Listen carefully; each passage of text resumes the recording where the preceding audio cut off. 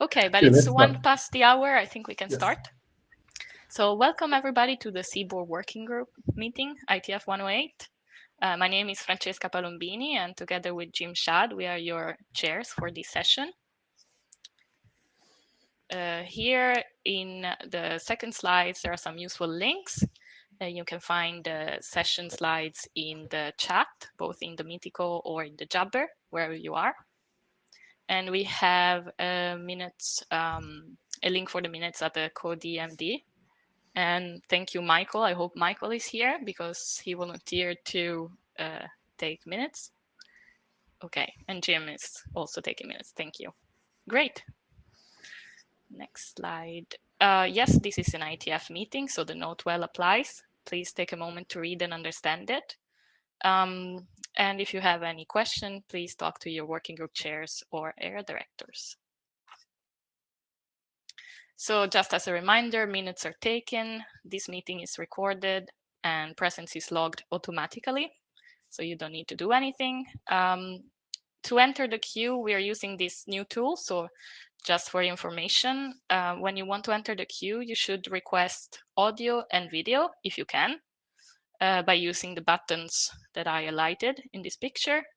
And then your chairs will let you speak. And when you're done, you can just close audio using the same button and close video using the same button and stop sending audio with the button on the right. And please remember to state your name, even if name appears, that's always useful for the recordings. So this is our agenda for today. I'm going to give you a short status update on working group documents, CBOR BIS and the CBOR date tag document. Then Karsten will take the floor and he will talk about CDDL, CBOR tags for OID, packed CBOR, and notable tags document. So is there any agenda bashing?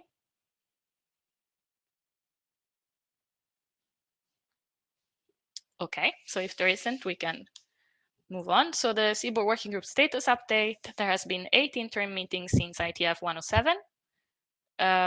You can find all the recordings and minutes in the link. And CBOR base document has been submitted for publication, finally. So that was the 17th of June. And I also didn't write it here, but it is right now in last call, which ends the 14th of August. I don't know if Barry wants to say anything else, but.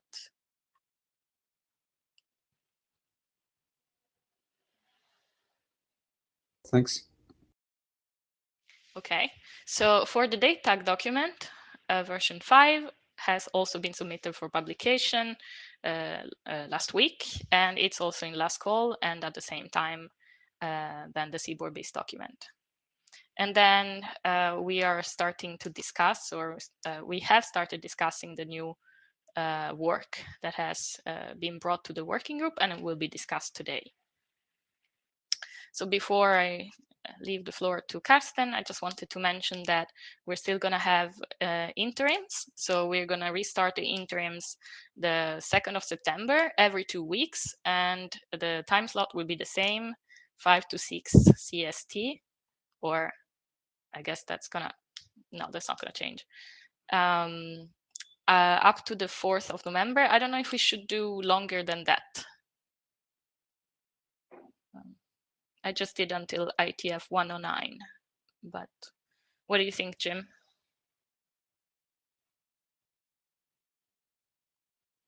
We want to bother with meetings in December, we would start up again in January. I heard you very low, but I think you said. I don't know that we want to try to meet through December. I think we would start up again in January.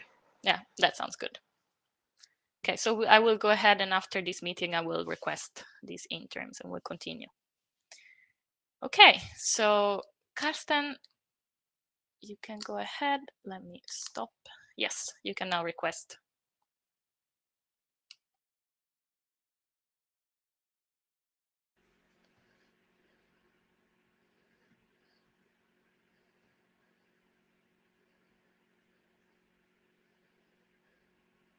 And you should be able to talk and share now. Yes, I just need to find the right window to do that. Okay, so I'm going to talk about a number of drafts, hopefully quickly. Remind me to speed up, please. CDDL currently has a discussion going on what should be done for the next phase of CDDL, where we have a module structure and can build larger CDDL specifications out of existing specifications and new specifications and so on. That is a discussion that is currently going on, but hasn't led to drafts yet, except for this one draft, which defines a few additional control operators for CDDL, because that's a very low threshold, low overhead way of adding functionality to CDDL. So right now there are 3 features in this draft. The cat and plus are used for building strings out of components. So sometimes you don't want to repeat yourself a lot, so you have a common prefix or something like that. And plus can be used for basing something on some offset. We have .abnf and .abnfb, which allow you to put abnf into CDDL. And we have .feature, which allows you to indicate that some aspect of the specification actually uses a feature of the specification of the protocol that is not necessarily part of the base protocol. This draft has been around for a couple of months already, and so far .feature has been implemented and actually has been a smashing success in the SDF work. That's really useful. The other 4 have not been implemented, but probably will be soon. And since this is the meeting before the one where it probably will be implemented, maybe it's good to verify that this is actually the path we want to take here. We want to implement it, see that it works, register the operators, do a working group last call, and well, maybe adopt the document first and then get a few reviews and then do a working group last call and so on. So I would be interested to hear who thinks this is not a good way to handle this.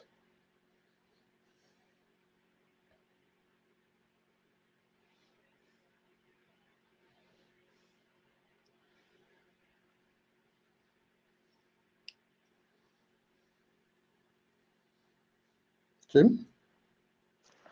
No, I was just sitting here to see if I needed to respond to anything. So I'm not hearing anything. I think that probably this document is ready for an adoption call. The chairs do need to look at the charter to make sure that we're not violating anything on that. But other than that, I think we should be okay.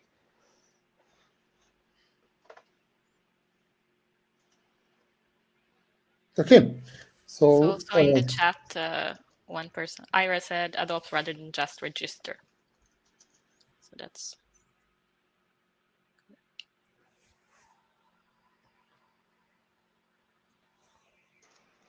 I don't have the chat open, which is a mistake.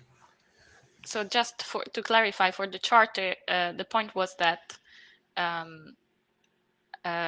what I read today was that the working group will collect these features, talking about CDDL features, evaluate their utility, and add to a second edition of the specification. So that was just nothing against working on this, obviously, but see, should we start doing different documents for CDDL or work on one unique? That was.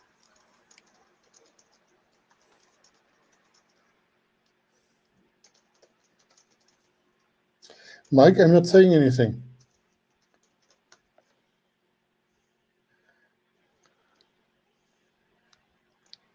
but I don't hear anybody being against this. I think it would be good if more people would read it at least and possibly review it.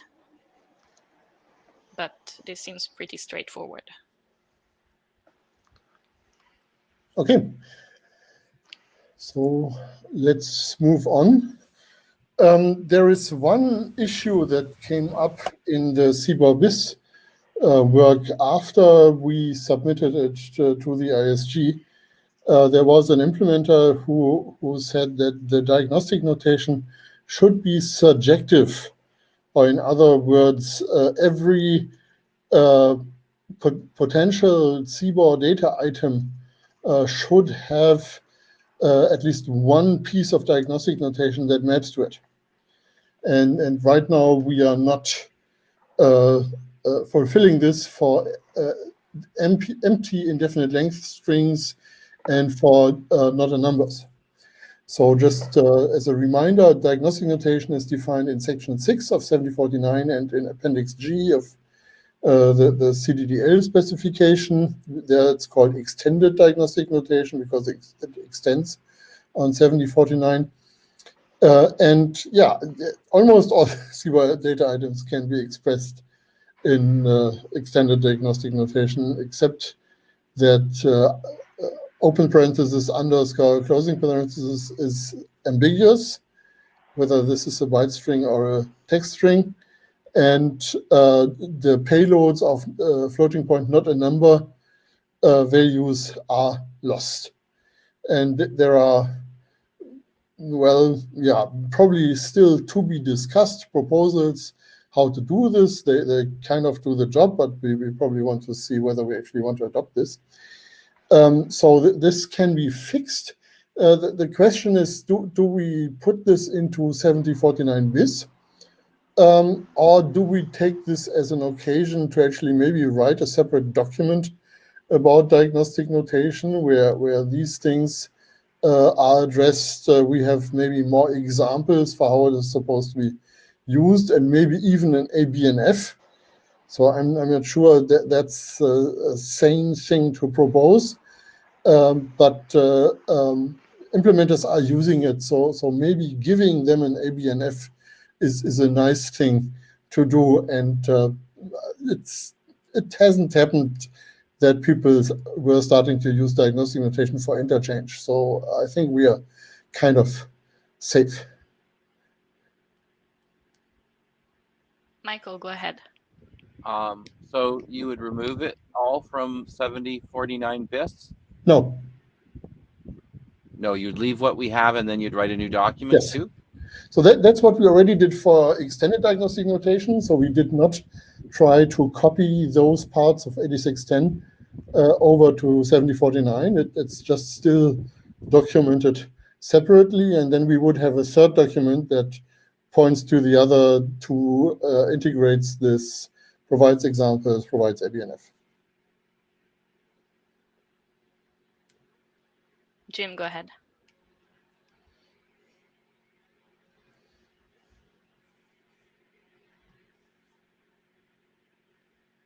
Jim, we can't hear you. Maybe you're muted.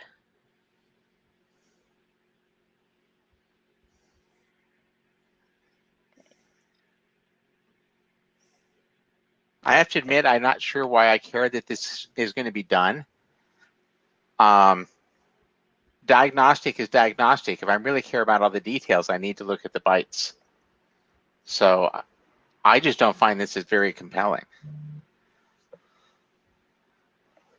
Well, if you are building a set of test cases, you probably want to do this in source form, and not being able to build test cases for these funny two little exceptions from the surjectiveness property is weird. No, I'm going to build my examples in binary form. Yes, but other people want to build them in source form.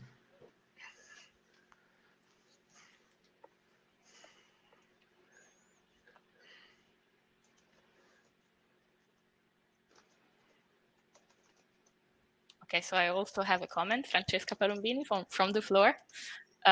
If we do this, could we add diagnostic notation for CBOR sequences, because that is not defined, I think.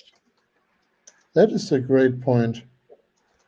And I know that it would have been helpful, I think, if Hank is here. I know at least of one draft where this has come up.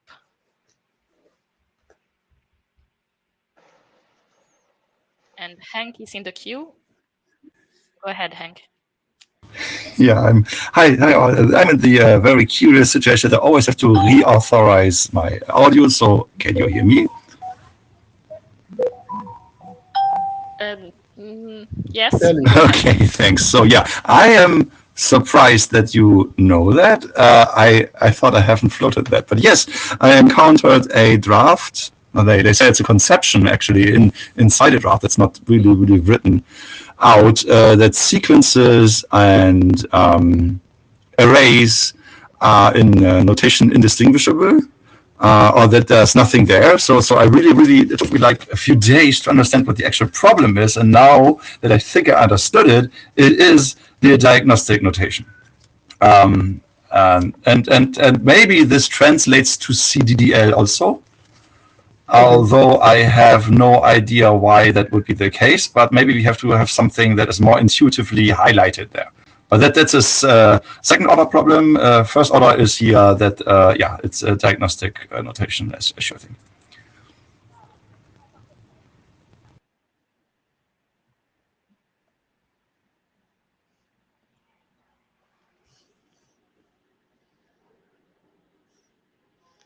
Okay, it was a bit hard, but I think we understood you. Yeah, so why was it hard? Sorry. So why was it hard? Because of audio quality? Because of a weird jumbled mess of words? Audio quality. Ah, shoot. Is it too loud? No, you just get every second frame. So something in your audio processing Thanks. pipeline. I will try to adapt. Thanks. So I think that's very good input, and it's really another motivation to tackle the diagnostic notation thing a little bit more from the front than just fixing this one little gap. Yeah, that certainly encourages me to look into this.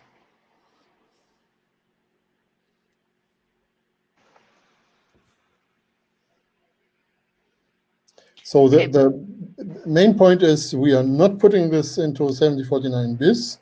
On the chat, there was the question, why would we not do that? And the answer is it's already out of the working group. This would delay things. It's in last call. And we also probably don't want to get in a rush about fixing this. So anybody who has experience with not a number values in floating point will probably agree with that. So let's do this as a separate item.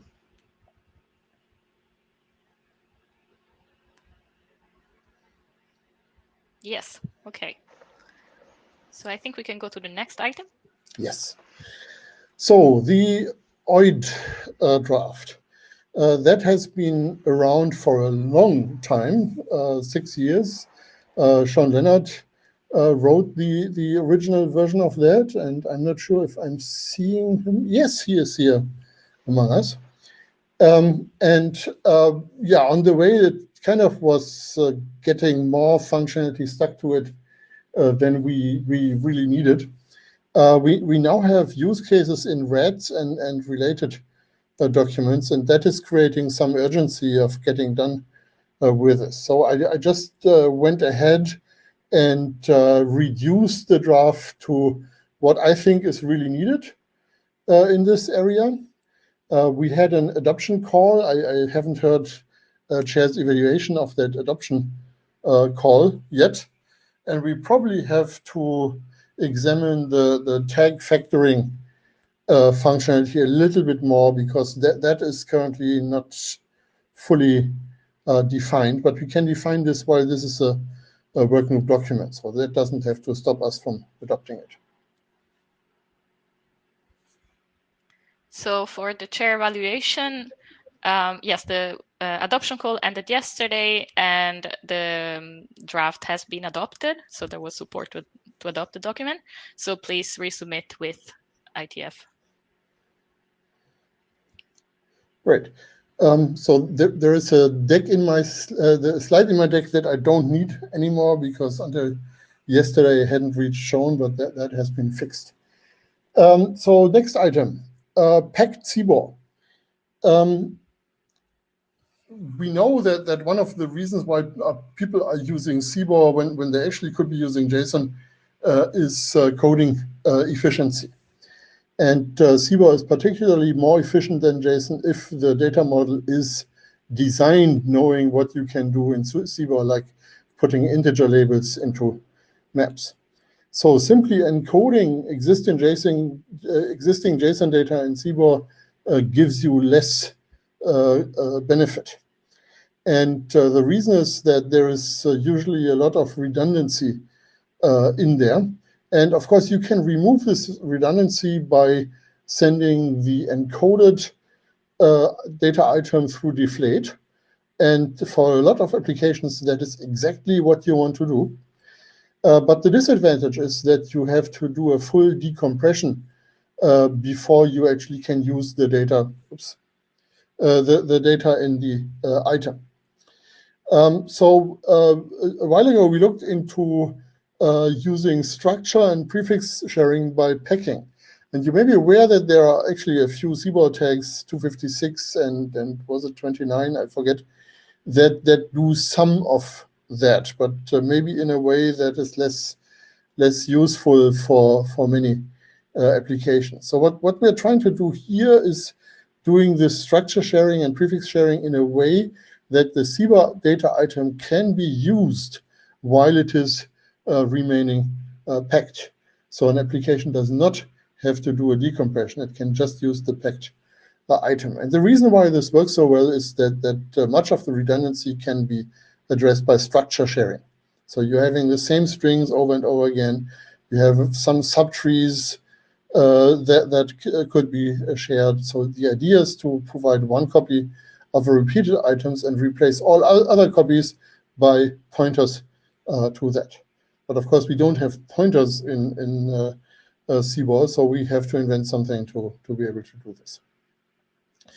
So the idea is to put the item into a sharing array, and that is referenced in the places where the copy is needed. The other place where we actually can save a little bit more is prefix sharing. So data items that share a prefix, HTTP, URIs often do that. The first 20 bytes are the same, and then they start to differ. There we provide one copy of the shared prefix, of the repeated prefix, and share that. So we build something that looks a little bit like an indefinite length string, except that it's built out of two parts, and one part comes out of the prefix array, and the other part is right in the data item. So the structure of the overall structure of a packed CBOR data item is an array, and we're proposing to use tag 6 for that. The first element of the array is the rump document, the document with all the shared stuff replaced by pointers.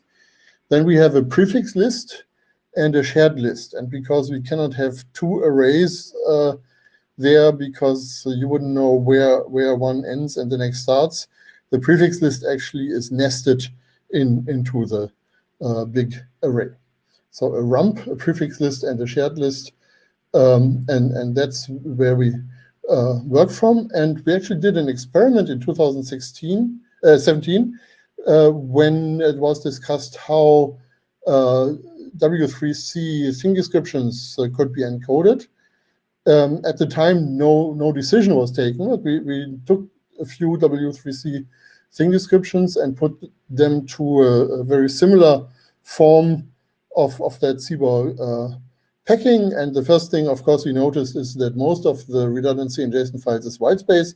So if you take a 3K JSON file and take out the whitespace, you have a 1.5K file. And when you send that through deflate, it goes down to 300 bytes. So that's very efficient. There are other compression schemes that maybe are a bit more appropriate for constrained nodes, like LZ4. Yeah, these are not so good, but still nice for going from 1500 to 400. When you encode the JSON in CBOR, it gets a little smaller, but not that much. And again, if you deflate it, you essentially get the same numbers.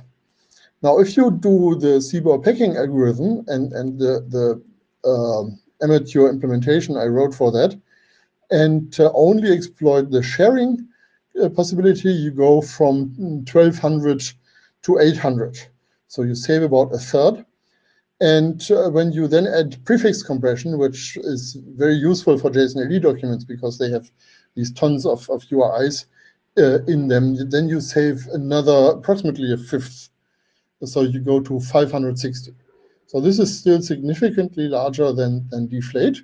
But again, it has the advantage that you actually can work with these documents. So our conclusion at the time was packing is useful.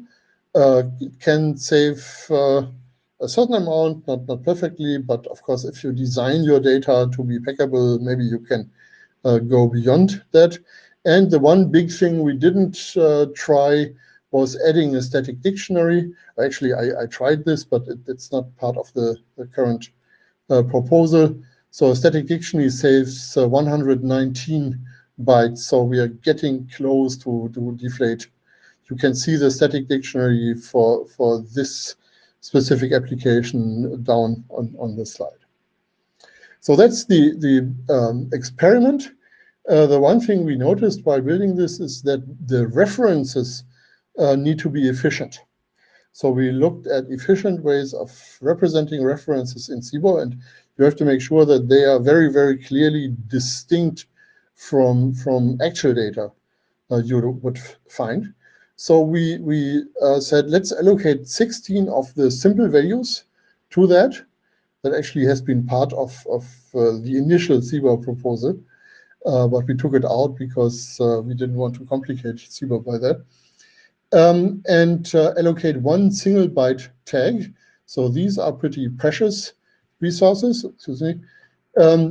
And then we have a few longer tags, so we don't get in a situation where we have an artificial limitation to the number of shared or prefix shared data. So this is taking a chunk out of the space we have. So this is 4/7 of the remaining simple values, 1/24 of the remaining 1 plus 0 tags, 1/8 of the 1 plus 1 tags, and so on.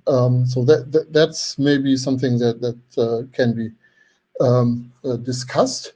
But apart from that, I think this is very much the proposal we want to have.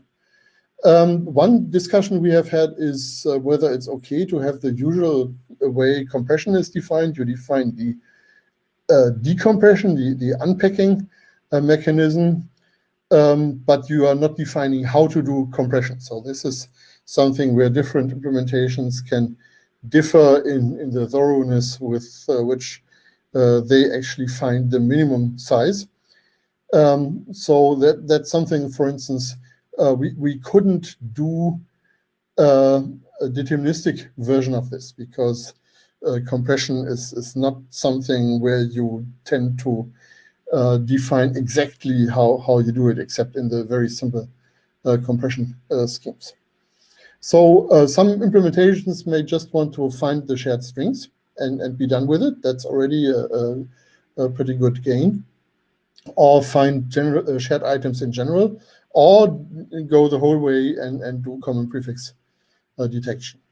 So the algorithm for that is left as an exercise to the reader, but one comment was we may need a reference algorithm here. So the question is this something we want to go forward with? one interesting thing that's happening in W3C right now is that they have noticed that JSON LD is not very efficient. So there's actually a proposal for a CBOR LD, which you may want to Google. That takes most of its gains from using external dictionaries plus using integer labels for compression. So it would not be useful for compressing general CBOR, but for compressing JSON LD, it's actually quite good. It would give you approximately the same improvement that packed CBOR would give you with external dictionaries. We could decide to add external dictionaries to packed CBOR, and we could fix one little gap. Prefixes are currently only defined for strings, but it actually turns out that a lot of maps have common subsets, which we could handle using the same prefix mechanisms because maps are not ordered. So that complicates compression, but the result would be very, very good for things like JSON LD. So we could do this while this is a working group document. And as usual, my question is, can we go ahead with this? Is this something we should do an adoption call for, or do we need more discussion whether this is the right approach in the first place? Okay, Michael, go ahead. So I didn't understand the rump part, so I scanned the document quickly. I guess the rump part is the CBOR which contains the references to the other parts. Yes. And I wondered why you put that first in the array so that it shows up rather than last. It seems like that makes it more difficult to do a kind of more stream processing. Okay, that's not a bad idea. The other thing we need to look at is, because there may be references from some of the shared items into other shared items, is there anything we say about the ordering of these shared items in the array?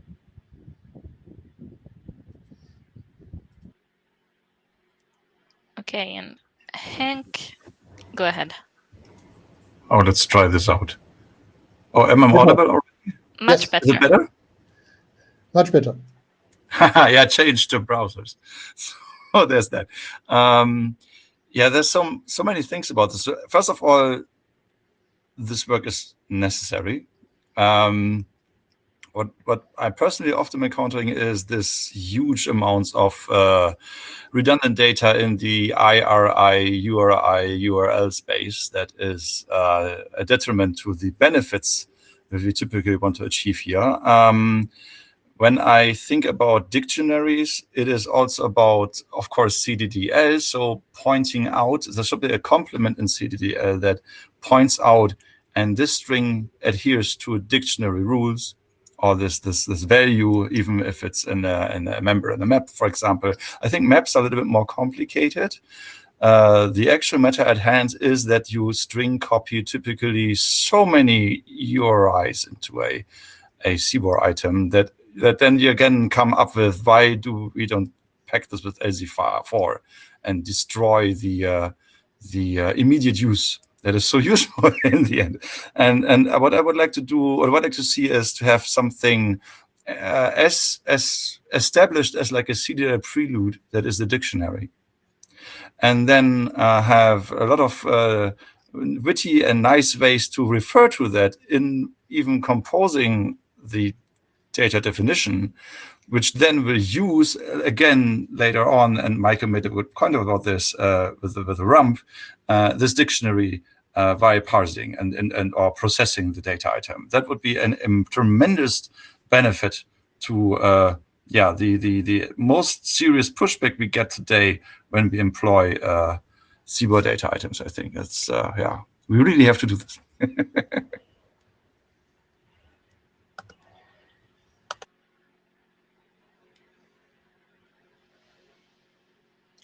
Okay, Brendan, I'm giving you the floor. So I think this is really necessary. In fact, it's so necessary that in Suit, I pretty much had to invent it myself. and you can see that reflected in component ID definitions in suit if you take a look. I would just caution two things. The first is that using the two nested lists is going to make it very difficult for pull parsers specifically to handle this kind of data. And I guess the way that I've dealt with that in suit is to, well, in this case, it would be to wrap those two elements in a byte string each. And that way you don't end up with the double list problem that you were describing. The second thing I would point out is that you want to minimize the size of the references into your lists. And that means that wrapping something in a tag is going to destroy some of your gains.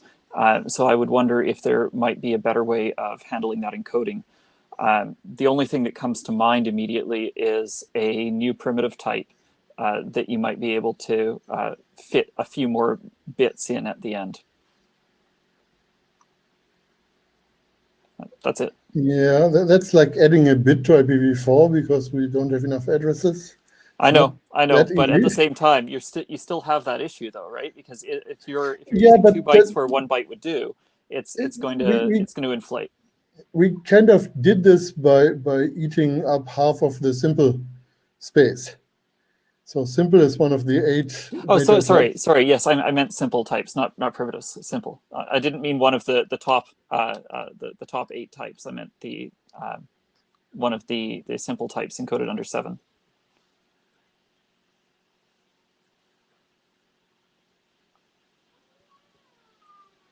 Okay. That's all. Thank you. Okay, thank you. And giving the floor to Robert Wilton. Hi, just one quick comment or question is my concern here is maybe that would we end up creating 2 different variants of CBOR where you've got implementations that have implemented the current CBOR spec, and by adding this new functionality, how can we be sure that all CBOR implementations will then be able to accept this new functionality, or are we going to have a sort of split in the ecosystem? So my one question would be is how do we work that out and make sure that we don't end up with sort of incompatibility between different CBOR encoders and decoders? Does that make sense?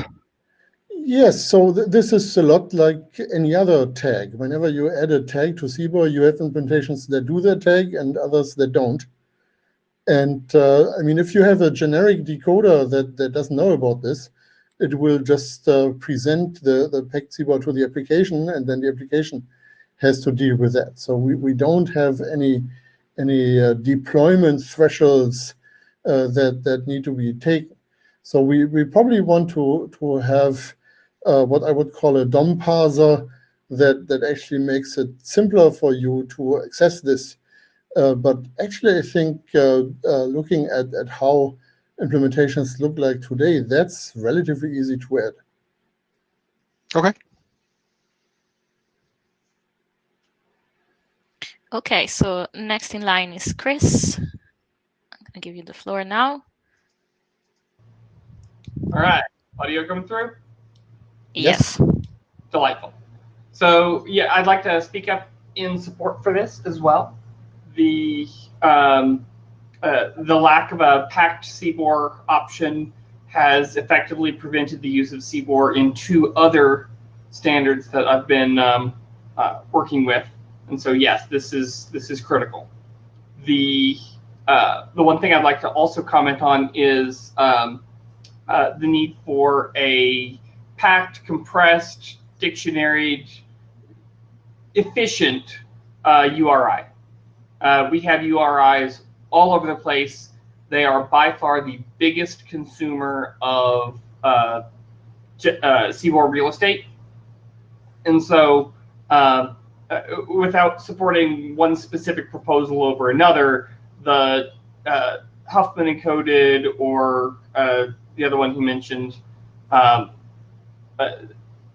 URI tag here would be of significant value. So external dictionaries as well. I think this is fantastic work, and we should adopt it. Thank you. Okay, so I hear a lot of support, only support for this document, or for the concept of this document. I haven't heard anybody come forward and say, no, we shouldn't do this, bad idea. Before we talk about adoption, I would like to see a bit more work on it.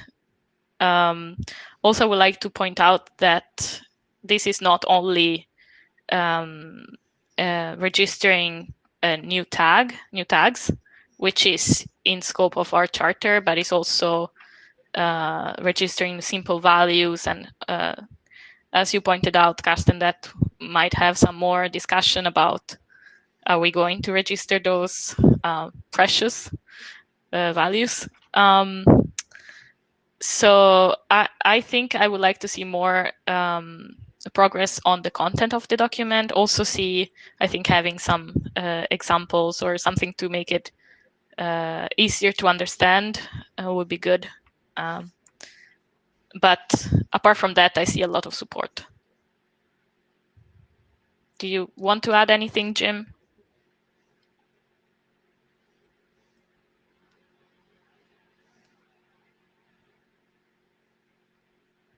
Sounds like no. Carsten, anything you want to add? Or is this a good? Yeah, I think the obvious thing I need to do is publish my implementation so people actually can play with this more and we can generate more examples. Well, this was a proof of concept implementation, so it does require a little bit of polishing before I can do that. So that would be something that maybe could be done together with a new version of the spec. So please do put in comments like put rump at the end and package things into byte strings and so on, so we can discuss them on the mailing list before we do the next version. Sounds good. I think you can go ahead with the last item on the agenda.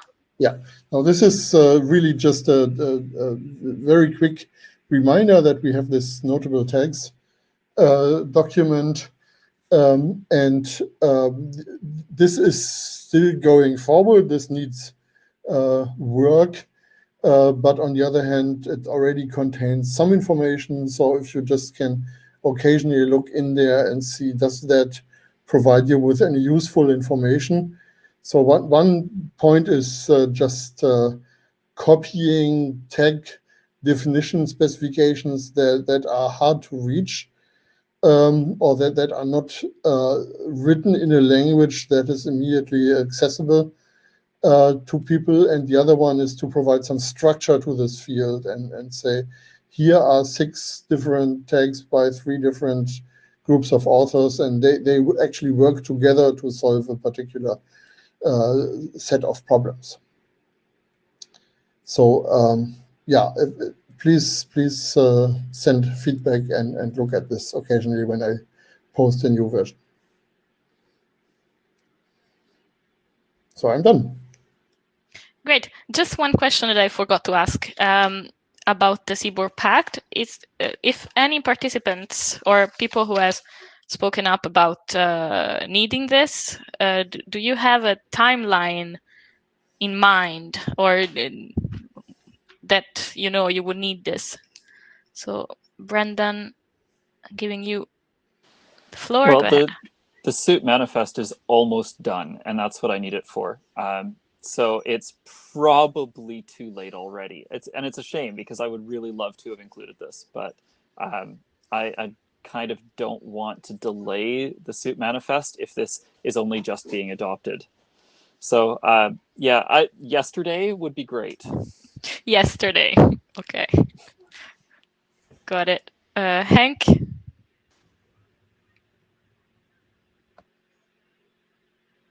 Hank probably wanted to say the Yeah, same I'm thing. so bad at this. Am I still okay with audio? Yes, we can hear you. Excellent, but I'm bad at video or whatever. I'd like to say yesterday, but it was 4 hours ago. So We just moved to ISG with CoSwitch, and they have a lot of links in them. But yes, it is an immediate. You can use packed with any existing or new specification. So you just slap the tag on it, and then you're done. So this is a one-page document, which you always can do. Of course, if you like Brandon actually have put in mechanism to do part of this for you, then yeah, that's too bad. Yeah, this is what I was going to say. Also, if it were already a specification, I could mandate that it was always present. And that's what I want to do. But I can't do that if it doesn't exist yet. And adding a tag later is helpful, but it's actually going to introduce a lot of incompatibility problems for me. Yeah, so this is Henk again. So I understand the idea of the tag, but what I think I would like rather to do is, again, on the description level for CDDL to allow for it as a later feature, so to speak. See, it's just wrong term here because we are doing the dot feature control. But that would be nice, I think. Yep. Okay, got it. And I'm reading from Jabber chat. Chris saying, I have no specific timeline. The time has passed on the specs. I'm working on that. Could use this. Okay. So kind of the same answer from everybody. Yesterday, but yeah. Okay, but Karsten, please go ahead and just work on the comments that you have gotten today, and also we will try to get more people to read and review. And then, okay, Jeffrey is also saying web packaging will probably have time to evolve to use packed CBOR. Right. Great, thank you. So what's the timeline for that, Jeffrey?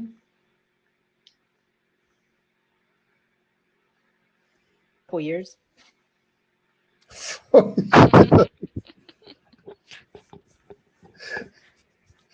hope we can meet that. So again, I have been working on this since mid-2013. So it has some evolution behind it already, but let's see how the working group can improve it. Thank you. Thank you.